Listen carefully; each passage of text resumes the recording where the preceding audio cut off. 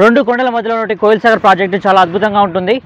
మనం ఇప్పుడు కోయిల్ సాగర్ ప్రాజెక్ట్కి వెళ్తున్నాము. కోయిల్ సాగర్ ప్రాజెక్ట్కి వెళ్ళి అక్కడ అందమైన విశేషాలని ఎక్స్ప్లోర్ చేద్దాం రండి.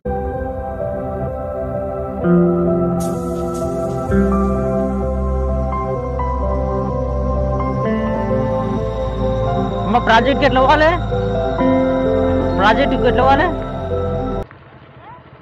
వాటర్ నీళ్ళు ఆ నీళ్ళ కాడికి పోవాలి. డ్యామ్కి ఇట్లా పోవాలా?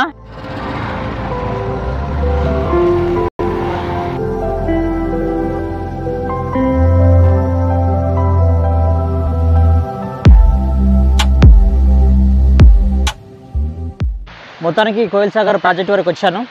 అయితే రెండు కొండల మధ్యన ఉన్నటువంటి ఈ యొక్క కోయిల్ సాగర్ ప్రాజెక్ట్ ప్రస్తుతానికి వాటర్ దానిపైనుంచి అంటే బ్రిడ్జ్ పై నుంచి ఓవర్ఫ్లో అవుతుంది. గేట్లు ఏమి ఓపెన్ చేయలేదు, అయినప్పటికీ అలుగు దుంకి పైనకెళ్ళి వస్తుంది.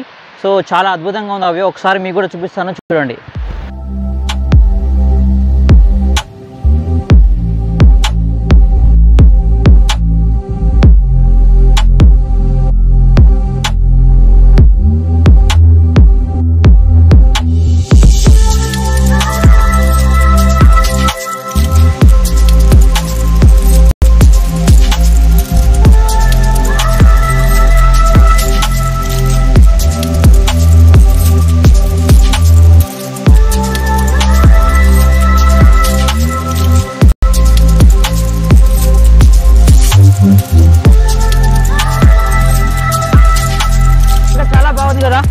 ఈ యొక్క జలపాతాల కంటే ఇది ఏంటంటే జనరల్గా గేట్స్ ఓపెన్ చేయకుండానే పైనుంచి రావడం అయితే మనం ఎక్కడ చూడలేదు నాకు తెలిసి అయితే.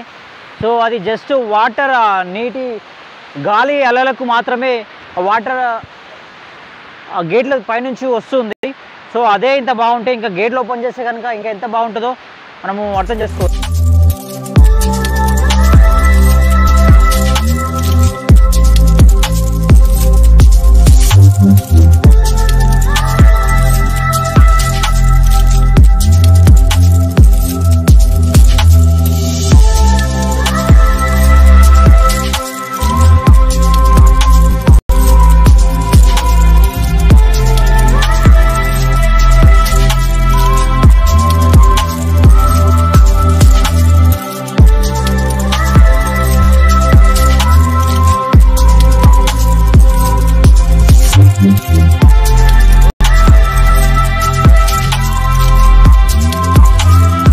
సో ఇక్కడ నుంచి దేవరకద్ర 12 కిలోమీటర్ల దూరంలో ఉంది. అయితే ఈ యొక్క కోయిల్ సాగర్ ఇక్కడ కొన్ని విశేషాలు కూడా పైనకెళ్ళి కొన్ని విషయాలు మాట్లాడుకోవచ్చు. కోయిల్ సాగర్ వచ్చేటప్పుడు అటు నుంచి ఇటు దాటేయడానికి చాలా కష్టంగా ఉన్నది. బ్రిడ్జి కింద నుంచి రావడం అనేది కొంచెం ఇబ్బందికరమైన విషయము.